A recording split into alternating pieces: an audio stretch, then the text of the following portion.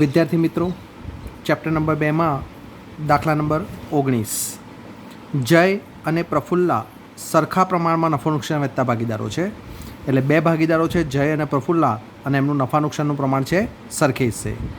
31/3/17નું કાચું સરવૈયું અને વધારાની માહિતી આપી છે, જેના આધારે આપણે વાર્ષિક હિસાબો તૈયાર કરવાના છે. તો આપણને એક કાચું સરવૈયું આપેલું છે, બરાબર, જેમાં તમે જુઓ મૂડી આપેલી છે, ઉપાડ, ચાલુ ખાતા આપેલા છે અને નીચે વધારાની માહિતી એટલે કે હવાલા આપેલા છે. તો સૌથી પહેલું કામ આપણે હવાલા ટીક કરવાનું છે. તો પહેલો હવાલો છે આખર સ્ટોક. આખર સ્ટોકની ચોપડી કિંમત છે 60,000. એમાંથી 10% માલ એવો છે કે જેની બજાર કિંમત 20% ઓછી છે અને 20% માલની કિંમત 10% ઓછી છે, જ્યારે બાકીના 42,000ના માલની કિંમત 25% ઓછી આંકવામાં આવી છે. હવે આખર સ્ટોક છે એટલે એની અસર આપણે વેપાર ખાતામાં અને પાકા શ્રેયમાં આપવાની છે, એટલે આપણે એને ક્યાંય ટીક કરતા નથી. અને આ હવાલો ખાસ સમજવા જેવો છે, જે આગળ આપણે હવાલાની એન્ટ્રી આપવાની આવશે ત્યારે હું તમને ડિટેલ્સમાં સમજાવું છું. બીજો હવાલો છે મૂડી પર 10% વ્યાજ, ચાલુ ખાતાની બાકી પર 9% અને ઉપાડ પર 12% વ્યાજ. એને પણ આપણે ટીક કરવાની જરૂર નથી, કારણ કે એના માટે આપણે નફા નુકસાન ફાળવણી ખાતું અને ચાલુ ખાતા બનાવ્યા છે. જયને માસિક 700 લેખે પગાર આપવાનો છે, જેમાંથી 4 માસનો પગાર તેણે ઉપાડી લીધો છે અને જેનો સમાવેશ પગારમાં થઈ ગયો છે. હવે ભાગીદારનો પગાર આપણે અલગથી લખીએ છીએ, બરાબર, એટલે પગાર ઉપર ટીક કરી દઈશું આપણે, બરાબર, અને ભાગીદારનો પગાર આપણે અલગથી લખીએ છીએ એટલે એને ટીક કરવાની જરૂર નથી. 1/1/17 રોજ પ્રફુલ્લા વધારાની મૂડી તરીકે 20,000 લાવ્યા હતા, બરાબર. તો તમે જુઓ કે જે પ્રફુલ્લાની મૂડી આપેલી છે આપણને, બરાબર, પ્રફુલ્લાની મૂડી 1,40,000 આપેલી છે, તો આપણે એના પર ટીક કરીશું. કારણ કે ખાસ ધ્યાન શું રાખવાનું છે કે આ જે પ્રફુલ્લાની મૂડી છે 1,40,000 એ કઈ તારીખની મૂડી કહેવાય? 31/3ની, એટલે આખરની મૂડી કહેવાય. અને આપણને એવું કીધું કે 1/1/17 એ વધારાની મૂડી લાવ્યા છે, એટલે આ 20,000નો ઓલરેડી એમાં સમાવેશ થઈ ગયેલો છે. જયે દર માસની આખરે 1,000નો ઉપાડ કર્યો છે અને પ્રફુલ્લાએ 1/10 ઉપાડ કર્યો છે. એ જ્યારે આપણે આ ઉપાડ પર વ્યાજના હવાલાની અસર આપીએ ત્યારે આ હવાલો આપણે જોડે ધ્યાનમાં રાખવાનો છે. યંત્રો પર 9% અને ફર્નિચર પર 5% ઘસારો. તો યંત્રો અને ફર્નિચર ઉપર ટીક કરવાનું છે. તો જો અમે જો ફર્નિચર આપેલું છે, ફર્નિચરનું વેચાણ આપેલું છે, એના પર ટીક થશે, બરાબર, અને યંત્રો ઉપર ટીક થશે. ત્યાર પછી પ્રફુલ્લા 1/12ના રોજ અંગત વપરાશ માટે 2,000નો માલ લઈ ગયા છે, બરાબર, જેની વેચાણ નોંધમાં 2400થી નોંધ થઈ ગઈ છે. હવે વેચાણ નોંધમાં નોંધ થઈ ગઈ છે ભૂલથી, એટલે વેચાણ ઉપર ટીક કરીશું. જેટલું વેચાણને અસર થાય એટલું દેવાદારોને પણ અસર થાય, દેવાદારો પર ટીક કરીશું, બરાબર. અંગત ઉપયોગ માટે માલ લઈ ગઈ એટલે એને શું કહેવાય? ઉપાડ, એટલે એના ઉપાડ ઉપર પણ ટીક થશે. અને ઉપાડ તરીકે માલ લઈ ગયા એટલે ખરીદી પર પણ ટીક થશે. ચલો, ત્યાર પછી 2400નો એક દેવાદાર નાદાર જાહેર થયો છે અને 40 પૈસા ડિવિડન્ડ મળી શકે તેમ છે, તો દેવાદારો પર ફરીથી બીજી વાર ટીક કરીશું. અને જો ગાલખાત આપેલી હોય તો એના પર ગાલખાત અને ગાલખાત અનામત પર ટીક થશે. ચલો, હવાલા ટીક થઈ ગયા એટલે હવે આપણે કાચા શ્રેયોમાં જે એન્ટ્રીઓ આપેલી છે એનાથી શરૂઆત કરીએ. તેમાં સૌથી પહેલાં આપણને મૂડી અને ઉપાડ આપેલું છે અને એના પછી ચાલુ ખાતા આપેલા છે. તો આપણે મૂડી અને ચાલુ ખાતા બંને આપ્યા હોય તો આપણે શું કરીએ છીએ? મૂડી ડાયરેક્ટલી પાકા શ્રેયમાં લખીએ છીએ અને ચાલુ ખાતાની બાકી ચાલુ ખાતામાં લખીશું. તો સૌથી પહેલાં ચાલુ ખાતામાં તમે જુઓ તો જયની ઉધાર બાકી આપી છે 12,000 અને પ્રફુલ્લાની જમા બાકી આપી છે 4,000. તો ચાલુ ખાતામાં ઉધાર બાજુ 1/4 બાકી આગળ લાવ્યા, જયના ખાનામાં 12,000, પ્રફુલ્લામાં ડેશ, અને જમા બાજુ 1/4 બાકી આગળ લાવ્યા, જયના ખાનામાં ડેશ અને પ્રફુલ્લાના ખાનામાં 4,000. પછી ઉધારમાં તમે જુઓ તો ઉપાડ છે 12,000 ને 16,000.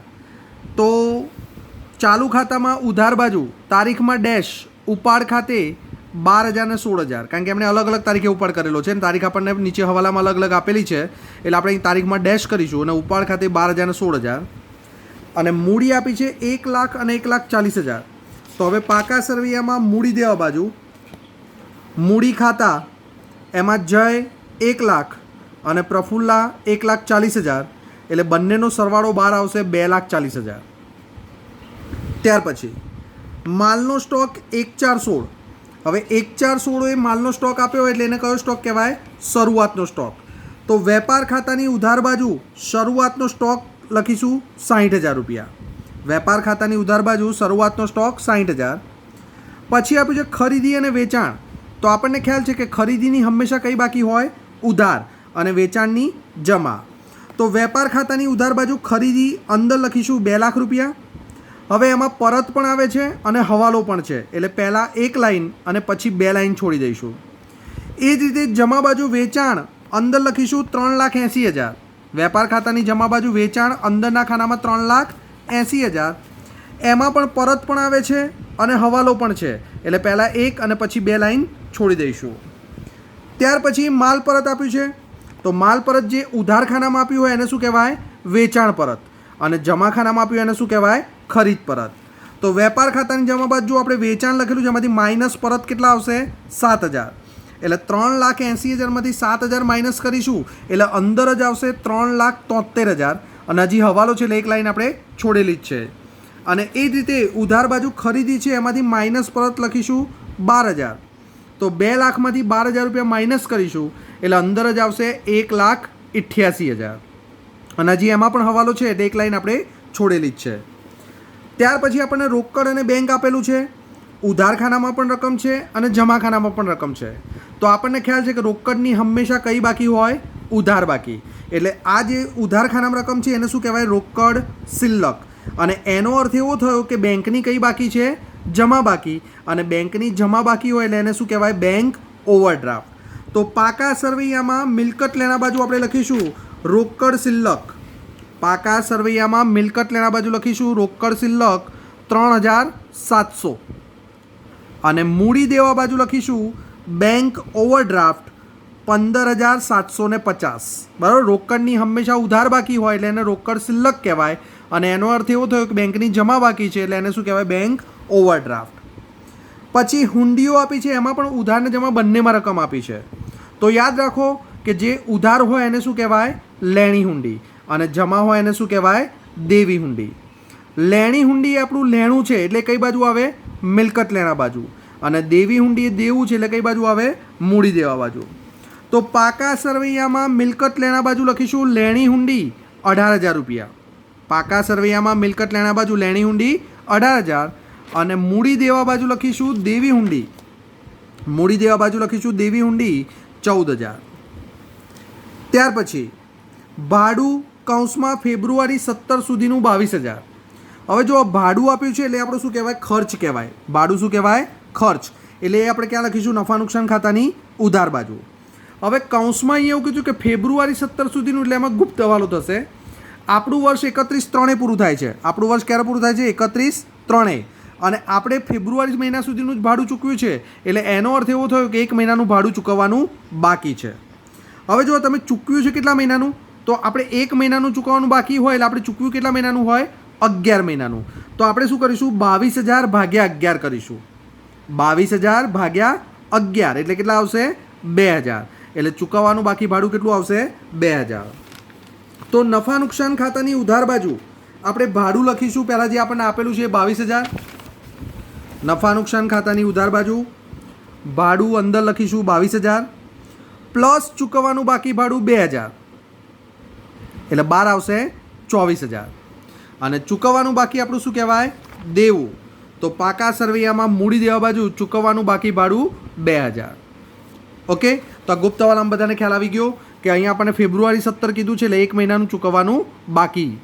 ચલો પછી મકાન આપ્યું છે આપણને 1,20,000 અને મકાનનો ઘસારો આપણને આપી દીધો છે અંદર જ 12,000. તો અહીંયા હવાલામાં મકાન પર કોઈ ઘસારો આપ્યો નથી એટલે મકાન જે છે આપણે ડાયરેક્ટલી ક્યાં લખીશું? પાકા સરવૈયામાં મિલકત લેણા બાજુ. તો પાકા સરવૈયામાં મિલકત લેણા બાજુ મકાન 1,20,000. અને હવે મકાનનો ઘસારો આપણને કાચા સરવૈયામાં આપ્યો છે એટલે એની સીધી એક જ અસર આપણે ક્યાં આપવાની? નફા નુકસાન ખાતાની ઉધાર બાજુ. તો નફા નુકસાન ખાતાની ઉધાર બાજુ મકાનનો ઘસારો 12,000.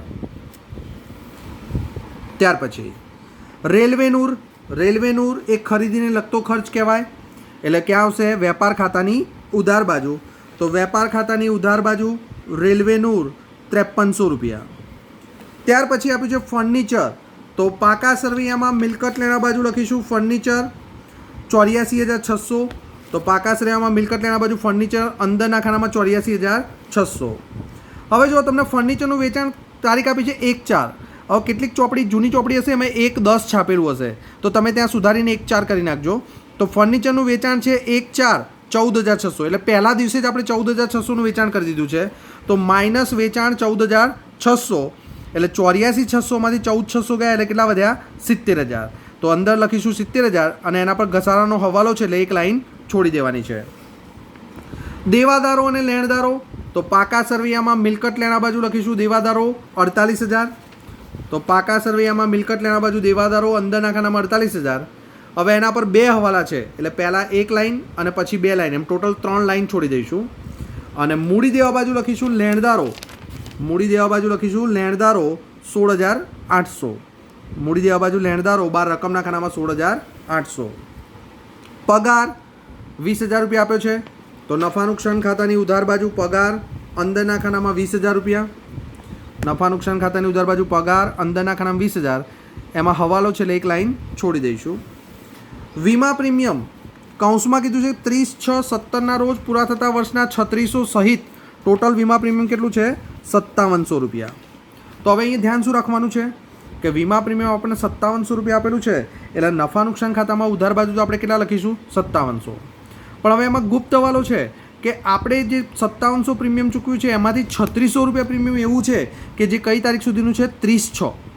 હવે આપણું વર્ષ તો 31/3 પૂરું થઈ જાય છે, તો 31/3 પછી 4, 5 અને 6 3 મહિનાના પૈસા તમે શું કર્યા કહેવાય અગાઉથી ચૂકવ્યા છે અને એ ટોટલ પ્રીમિયમ કેટલું છે 3600 રૂપિયા.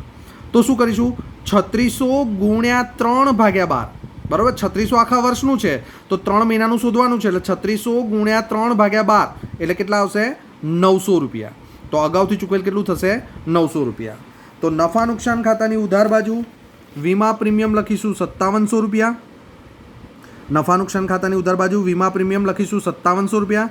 એમાંથી માઇનસ અગાઉથી ચૂકવેલ 900, માઇનસ અગાઉથી ચૂકવેલ 900 એટલે 12 આવશે 4800 રૂપિયા, બરાબર. 5700માંથી 900 માઇનસ કરો એટલે 12 આવશે 4800. અને અગાઉથી ચૂકવેલ આપણું શું કહેવાય લેણું. તો પાકા સરવૈયામાં મિલકત લેણા બાજુ લખીશું અગાઉથી ચૂકવેલ વીમા પ્રીમિયમ 900 રૂપિયા. પાકા સરવૈયામાં મિલકત લેણા બાજુ અગાઉથી ચૂકવેલ વીમા પ્રીમિયમ 900 રૂપિયા. ચલો ત્યાર પછી ગાલખાત અને ગાલખાત પરત આપ્યું છે. ગાલખાત એ આપણું નુકસાન છે એટલે એની ઉધાર બાકી હોય અને ગાલખાત પરત એ આપણી આવક છે એટલે એની જમા બાકી હોય. તો નફા નુકસાન ખાતાની ઉધાર બાજુ આપણે લખીશું ગાલખાત 1000 રૂપિયા. તો નફા નુકસાન ખાતાની ઉધાર બાજુ ગાલખાત કાચા સરવૈયાની 1000 રૂપિયા અંદરના ખાનામાં, કારણ કે એમાં હવાલો છે, બરાબર. એટલે એ હવાલા માટે એક લાઈન છોડી દઈશું. અને ગાલખાત પરત આપણી આવક છે એટલે નફા નુકસાન ખાતાની જમા બાજુ ઉપર નફો લખવા માટે 2 લાઈન છોડીને પછી લખીશું ગાલખાત પરત 2000 રૂપિયા. ચલો ત્યાર પછી પ્રફુલ્લાની લોન આપી છે. હવે પ્રફુલ્લા ભાગીદાર છે, ભાગીદારની લોન એ પેઢી માટે શું કહેવાય દેવું. તો આપણે પાકા સરવૈયામાં મૂડી દેવા બાજુ લખીશું પ્રફુલ્લાની લોન 20,000 રૂપિયા. હવે એમાં ગુપ્ત હવાલો છે 1/10/16 લોન લીધી છે. હવે જો અહીંયા હવાલામાં કે કોઈ જગ્યાએ લોન પર વ્યાજનો કોઈ ઉલ્લેખ આપ્યો નથી, તો ભાગીદારની લોન છે એટલે આપણે કેટલા ટકા વ્યાજ ગણવું પડે 6%. તો પહેલાં 20,000ના 6% કરીએ એટલે કેટલા થાય 1200. 20,000ના 6% કરીએ એટલે કેટલા થાય 1200 રૂપિયા વ્યાજ થાય. પણ અહીંયા તમે કૌંસમાં જો તારીખ કઈ આપી છે 1/10 એટલે કેટલા મહિનાનું વ્યાજ ગણાય 6 મહિનાનું. 10, 11, 12, 1, 2 ને 3 6 મહિના થયા. તો 1200 ગુણ્યા 6 ભાગ્યા 12, 1200 રૂપિયા આખા વર્ષનું વ્યાજ આવ્યું ગુણ્યા 6 ભાગ્યા 12 એટલે 6 મહિનાનું વ્યાજ કેટલું થાય 600 રૂપિયા. તો પાકા સરવૈયામાં મૂડી દેવા બાજુ આપણે લખીશું પ્રફુલ્લાની લોન પહેલાં તો અંદર જે આપી છે 20,000 રૂપિયા પ્લસ ચૂકવવાનું બાકી વ્યાજ 600 રૂપિયા એટલે 12 આવશે 20,600. અને બીજી અસર નફા નુકસાન ખાતાની ઉધાર બાજુ પ્રફુલ્લાની લોનનું વ્યાજ 600 રૂપિયા. લોન પર વ્યાજ હવાલો છે એટલે એની બીજી અસર નફા નુકસાન ખાતાની ઉધાર બાજુ પ્રફુલ્લાની લોનનું વ્યાજ 600 રૂપિયા. ચલો ત્યાર પછી વેતન એટલે કે મજૂરી આપી છે. તો વેપાર ખાતાની ઉધાર બાજુ વેતન કે મજૂરી 11,000 રૂપિયા. વટાવ ઉધાર ને જમા બંને આપ્યો છે. ઉધાર હોય એને કહેવાય આપેલ વટાવ, જમા હોય એને કહેવાય મળેલ વટાવ. તો નફા નુકસાન ખાતાની ઉધાર બાજુ આપેલ વટાવ 650, નફા નુકસાન ખાતાની ઉધાર બાજુ આપેલ વટાવ 650 અને જમા બાજુ મળેલ વટાવ 850. ત્યાર પછી વેપાર ખર્ચા. તો નફા નુકસાન ખાતાની ઉધાર બાજુ વેપાર ખર્ચા 1050 રૂપિયા. નફા નુકસાન ખાતાની ઉધાર બાજુ વેપાર ખર્ચ 1050 રૂપિયા. ત્યાર પછી જાહેરાત ખર્ચા, તો એ પણ ત્યાં જ નફા નુકસાન ખાતાની ઉધાર બાજુ જાહેરાત ખર્ચા 8,000 રૂપિયા. અને છેલ્લે યંત્રો 52,000 આપ્યા છે, પણ એમાં એવું કીધું કે 31/12/16 આપણે 12,000નો વધારો કર્યો હતો. એટલે એનો અર્થ એવો થયો કે આપણે શરૂઆતના યંત્રો કેટલાના હોય 40,000 અને બીજો 12,000નો વધારો થયો. તો પાકા સરવૈયામાં મિલકત લેણા બાજુ આપણે અલગથી લખવાનું, યંત્રો અંદર પહેલાં લખવાના 40,000 પ્લસ વધારો લખવાનો 12,000, એટલે યંત્રો કેટલા થયા 52,000. બરાબર, આપણે કાચા સરવૈયામાં 52,000 જ આપેલા છે, પણ કૌંસમાં આપણને વધારાની તારીખ આપી છે એટલે આપણે અલગ પાડીને લખવાનું. એટલે જ્યારે ઘસારો ગણવાનો હોય ત્યારે આપણને ખબર પડે કે આપણે અલગ અલગ ઘસારો ગણવાનો છે. એટલે 52,000 આપણે અંદર લખીશું અને એના નીચે એક લાઈન છોડી દઈશું. ઓકે, ચલો આ કાચા સરવૈયાની બધી એન્ટ્રી પૂરી થઈ ગઈ. હવે હવાલા શરૂ કરીશું. હવાલામાં પહેલો હવાલો, આખર સ્ટોકની ચોપડી કિંમત આપણને આપી છે 60,000, એટલે એની મૂળ કિંમત કહેવાય. હવે આમાં 10% માલ એવો છે કે જેની બજાર કિંમત 20% ઓછી છે અને 20% માલ એવો છે કે જેની બજાર કિંમત 10% ઓછી છે. જ્યારે બાકીનો માલ એવો છે 42,000નો કે જેની કિંમત 25% ઓછી છે. હવે આગળ આપણે થિયરીમાં શીખી ગયા કે જ્યારે તમને કિંમત ઓછી છે કીધું છે તો આપણે ગણતરી કરવી પડે.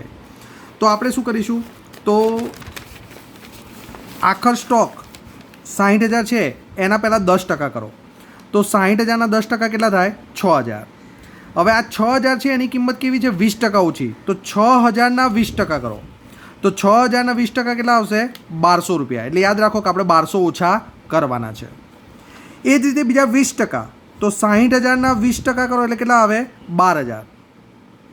હવે એની કિંમત 10% ઓછી, તો 12,000ના 10% એટલે કેટલા થાય 1,200, એટલે એ પણ આપણે ઓછા કરવાના. અને બાકીના 42,000 એની કિંમત 25% ઓછી, તો હવે કેલ્ક્યુલેટરમાં 42,000ના 25% કરો એટલે એ આવશે 10,500, એટલે એ પણ આપણે ઓછા કરવાના. તો આપણે જુઓ કે 1,200, 1,200 અને 10,500 આ ત્રણેય રકમ શું કરવાની છે ઓછી કરવાની છે. એટલે આ ત્રણેયનો સરવાળો કરીએ તો કેટલો થાય 12,900. બરાબર, 1,200 + 1,200 + 10,500 એટલે કેટલા થાય 12,900. તો કુલ આપણે 12,900 ઓછા કરવાના છે. હવે મૂળ કિંમત છે 60,000, એમાંથી 12,900 માઇનસ કરો એટલે બજાર કિંમત કેટલી આવે 47,100. એટલે આપણે કેટલી કિંમત ધ્યાનમાં લેવી પડે 47,100. એક આપણે આ રીતે ગણી શકીએ. અથવા 10% માલ છે કેટલો છે 6,000, હવે એની કિંમત 20% ઓછી એટલે કે 1,200 ઓછા, તો 6,000માંથી 1,200 માઇનસ કરી દો એટલે કેટલા આવે 4,800. એટલે મૂળ કિંમત 6,000 અને બજાર કિંમત 4,800, તો આ બેમાંથી ઓછી રકમ કઈ છે 4,800. એટલે આપણે આને ધ્યાનમાં લેવાના છે, આને ધ્યાનમાં લેવાના નથી. એ જ રીતે 20% 12,000, એની કિંમત 10% ઓછી એટલે 1,200 ઓછા, તો 12,000માંથી 1,200 ગયા એટલે કેટલા આવ્યા 10,800. તો આ બંનેમાં પણ ઓછી રકમ કઈ 10,800, એટલે આ ધ્યાનમાં લેવાનું છે. બરાબર, આ ધ્યાનમાં લેવાનું નથી. અને બાકીના 42,000 એમાં 25% ઓછા એટલે 10,500 ઓછા થાય છે, તો 42,000માંથી 10,500 માઇનસ કરો એટલે કેટલા આવે 31,500. એટલે અહીંયા પણ તમે જો આ બંનેમાંથી કઈ ધ્યાનમાં લેવાની આ રકમ. બરાબર, તો હવે આ ત્રણેયનો સરવાળો કરો તો પણ કેટલા આવે 47,100. તો આ રીતે તમારે જે કિંમત ઓછી છે શોધવાની છે. તો આખર સ્ટોકની કિંમત આપણે કેટલી ધ્યાનમાં લઈશું 47,100. તો વેપાર ખાતાની જમા બાજુ આખર સ્ટોક 47,100 અને પાકા સરવૈયામાં મિલકત લેણા બાજુ આખર સ્ટોક 47,100.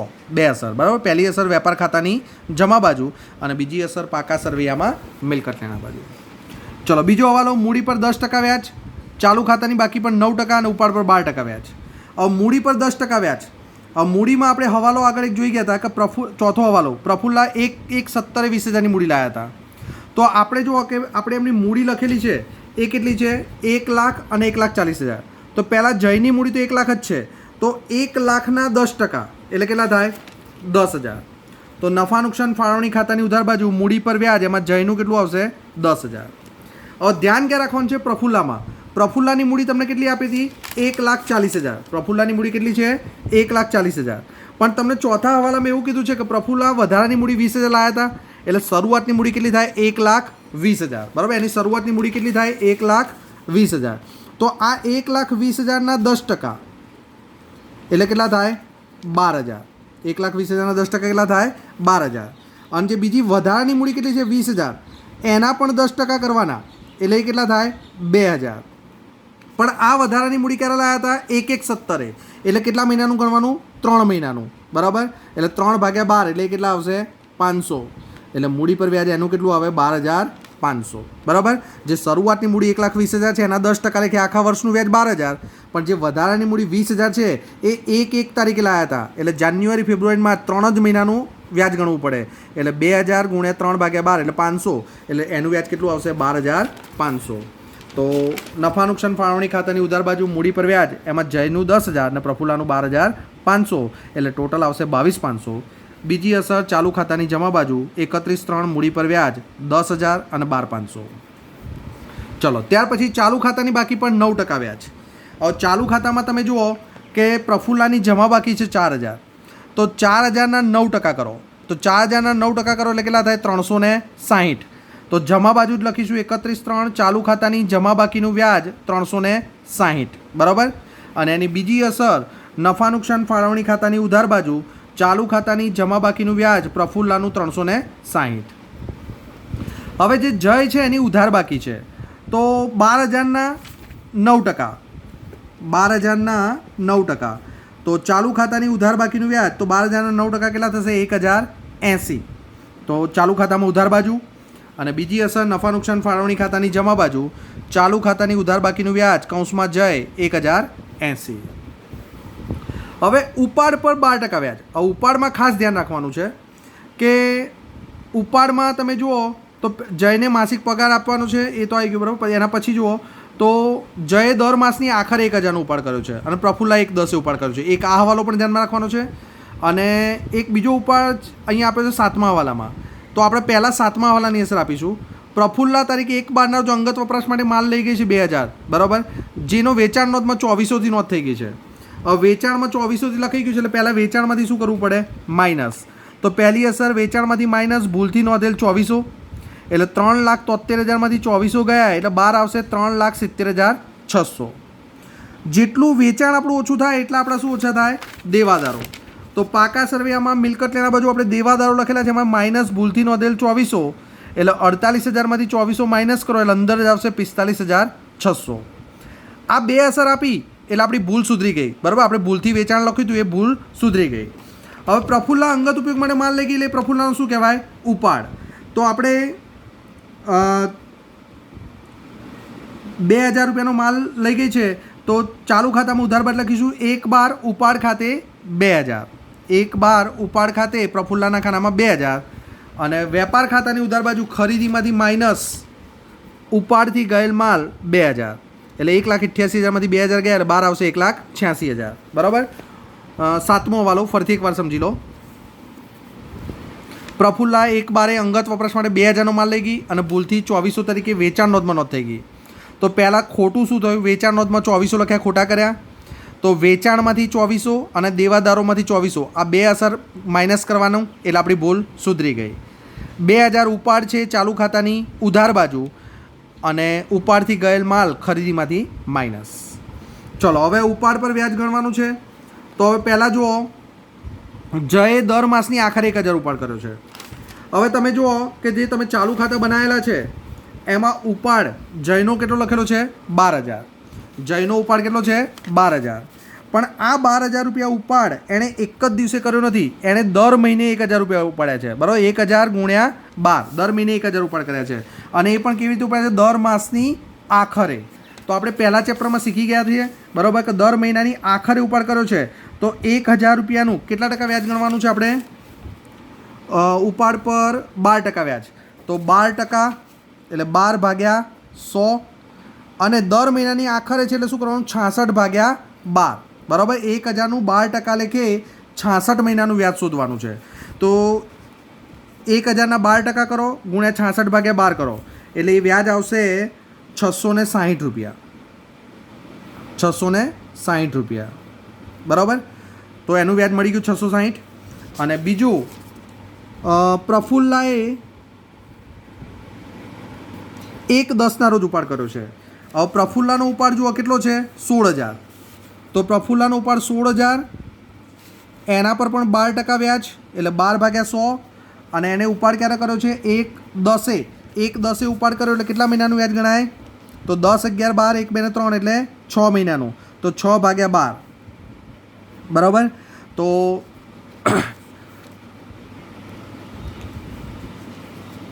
એટલે વ્યાજ આવશે 960 રૂપિયા. હવે ખાસ ધ્યાન રાખવાનું છે, આપણે છેલ્લો હવાલાની અસર આપી હતી, એમાં ઉપાડ પાછો 2000 આવ્યો હતો. એ ઉપાડ એને ક્યારે કર્યો હતો? 1/12 કર્યો હતો. તો 2000 રૂપિયાનું પણ પાછું 12% વ્યાજ ગણવાનું, અને 1/12 એટલે 12 1 2 3 એટલે 4 મહિનાનું વ્યાજ શોધવાનું. બરાબર, એ 4 મહિનાનું વ્યાજ શોધ, એટલે એ વ્યાજ આવશે 80 રૂપિયા. એટલે બંનેનો સરવાળો કરીશું, 960 અને 80 એટલે 1040 રૂપિયા એનું ટોટલ વ્યાજ થશે. તો 660 અને 1040. તો ચાલુ ખાતામાં ઉધાર બાજુ 31/3 ઉપાડ પર વ્યાજ 660 અને 1040, અને બીજી અસર નફા નુકસાન ફાળવણી ખાતાની જમા બાજુ ઉપાડ પર વ્યાજ જયનું 660 અને પ્રફુલ્લાનું 1040 એટલે 12 આવશે 1700. બરાબર, ફરીથી એકવાર સમજી લો. જયનું વ્યાજ જે હતું, જયે દર મહિનાની આખરે ઉપાડ કર્યો હતો, એટલે આપણે 1000 રૂપિયાનું 12% લેખે 66 મહિનાનું વ્યાજ શોધવું પડે, એટલે 660 આવ્યું. પ્રફુલ્લાનો ઉપાડ 16000 હતો, 1/10 કર્યો હતો, એટલે 6 મહિનાનું વ્યાજ શોધવાનું હતું. તો 16000નું 12% લેખે 6 મહિનાનું વ્યાજ 960 રૂપિયા. અને બીજો એક ઉપાડ આપણે હવાલામાં જ આવ્યો હતો 2000નો, તો એના પર 12% લેખે 4 મહિનાનું વ્યાજ 80 રૂપિયા, એટલે ટોટલ એનું વ્યાજ કેટલું થયું? 1040 રૂપિયા. બરાબર, ચલો ત્યાર પછી જયનો માસિક પગાર છે 700 રૂપિયા, અને એને 4 માસનો પગાર ઉપાડી લીધો છે, અને એનો સમાવેશ પગારમાં થઈ ગયો છે.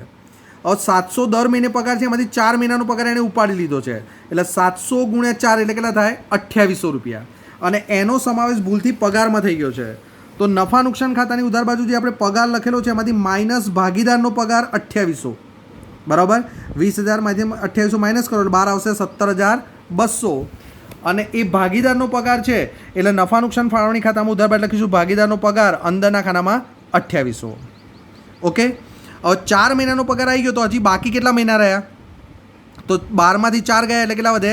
8 મહિના. તો 8 મહિનાનો પગાર ચૂકવવાનો બાકી કહેવાય, એટલે પ્લસ ચૂકવવાનો બાકી પગાર, તો 700 × 8 એટલે કે 5600 રૂપિયા. તો 2800 પ્લસ 5600 એટલે એનો ટોટલ પગાર કેટલો થાય? 8400, 8400. અને એની બીજી અસર જે 5600 રૂપિયા છે એની જ આપવાની ફક્ત, કારણ કે આ 2800ની અસર અપાઈ ગયેલી છે. એટલે આ 5600 રૂપિયાની બીજી અસર ચાલુ ખાતાની જમા બાજુ 31/3 ભાગીદારનો પગાર જયના ખાનામાં 5600 રૂપિયા. ચલો ત્યાર પછી 1/1/17 પ્રફુલ્લા વધારાની મૂડી લાવ્યા હતા, તો આપણે એની અસર આપી દીધી.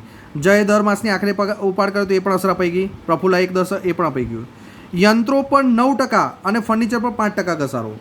હવે જો યંત્રોમાં આપણે અલગ પાડીને લખ્યા હતા. બરાબર, જ્યારે યંત્રો આપણને આપ્યા હતા ત્યારે કૌંસમાં લખીને આપ્યું હતું કે 31/12 12000 લાવ્યા હતા. તો આપણે શું કર્યું હતું? પાકા શ્રેયમાં યંત્રો અલગ જ લખી નાખ્યા હતા. તો પાકા શ્રેયમાં જો યંત્રો આપણે 40000 પ્લસ 12000 લખ્યા છે.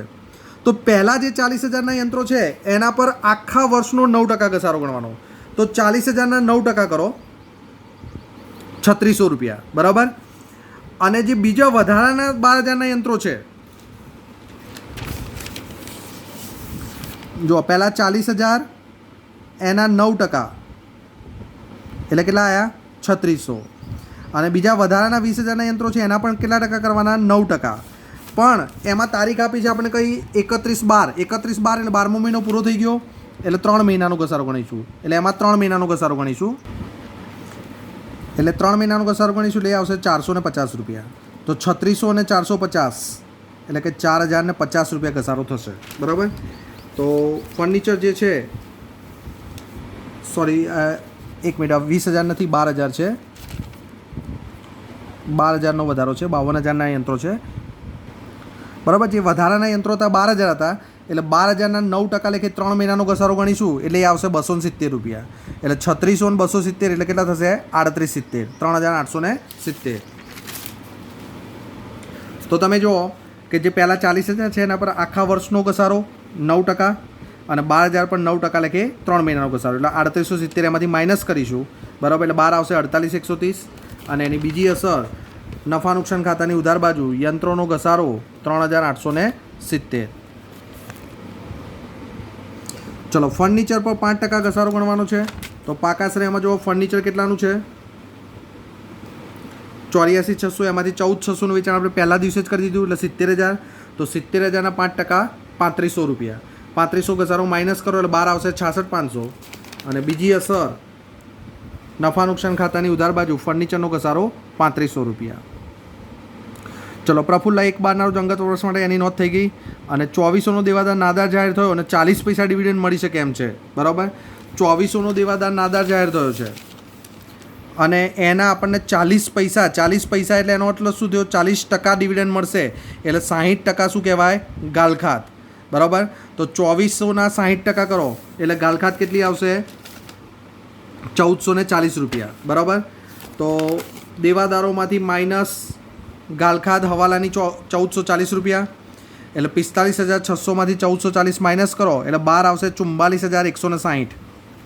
અને બીજી અસર નફા નુકસાન ખાતાની ઉધાર બાજુ આપણે ગાલખાત લખેલી છે એમાં પ્લસ ગાલખાત હવાલો 1440 એટલે બહાર આવશે 2440 રૂપિયા, બરાબર. તો આ બધા હવાલાની અસર પૂરી થઈ ગઈ. ચલો સ્ટેપ બાય સ્ટેપ ખાતા બંધ કરીશું. સૌથી પહેલાં વેપાર ખાતામાં જમા બાજુનું ટોટલ વધારે થાય છે એટલે ઉધાર બાજુ ડિફરન્ટ આવશે 1,55,400 કાચો નફો. આ કાચો નફો આપણે ક્યાં લાવીશું? નફા નુકસાન ખાતાની જમા બાજુ, બરાબર. પછી નફા નુકસાનમાં ટોટલ કરીશું, જમા બાજુનું જ વધારે થાય છે એટલે ઉધાર બાજુ ડિફરન્ટ આવે છે 80,140 રૂપિયા. તો એને કહેવાય ચોખ્ખો નફો. તો એને આપણે ક્યાં લાવીશું? નફા નુકસાન ફાળવણી ખાતાની જમા બાજુ 80,140.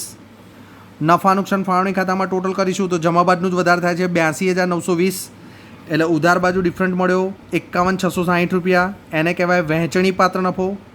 દાખલાની શરૂઆતમાં આપણે કીધું હતું એ લોકો નફો નુકસાન સરખી હિસ્સે વહેંચે છે તો આ 51,660ને બંને વચ્ચે સરખી હિસ્સે વહેંચીએ એટલે 25,830 ઉધાર બાજુ લખ્યું આપણે એટલે એની અસર ચાલુ ખાતાની જમા બાજુ નફા નુકસાન ફાળવણી ખાતે અથવા તો વહેંચણી પાત્ર નફો 25,830. ચાલુ ખાતામાં ટોટલ કરીએ છીએ તો બંનેનું જમા બાજુનું ટોટલ વધારે થાય છે, બરાબર. એટલે એ ટોટલ આપણે ઉધાર બાજુ લખીએ છીએ એટલે ઉધાર બાજુ ડિફરન્ટ આવે છે. પહેલામાં જયમાં 15,690 અને પ્રફુલ્લામાં 23,650 એટલે આ જમા બાકી કહેવાય. તો આપણે એને ક્યાં લખીશું? પાકા સરવૈયામાં મૂડી દેવા બાજુ જ. તો પાકા સરવૈયામાં મૂડી દેવા બાજુ ભાગીદારોના ચાલુ ખાતા જય 15,690 પ્રફુલ્લા 23,650 એટલે બહાર આવશે 39,340.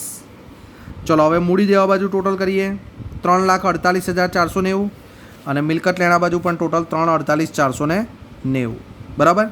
તો આ રીતે સ્ટેપ બાય સ્ટેપ દાખલા ગણવાના છે. અહીંયા આ ચેપ્ટર આપણું પૂર્ણ થાય છે. બધા સ્વાધ્યાયના દાખલા પૂરા થઈ ગયા છે, બરાબર. એટલે રવિવાર સુધીમાં તમારે આ ચેપ્ટર પૂરું કરી દેવાનું છે.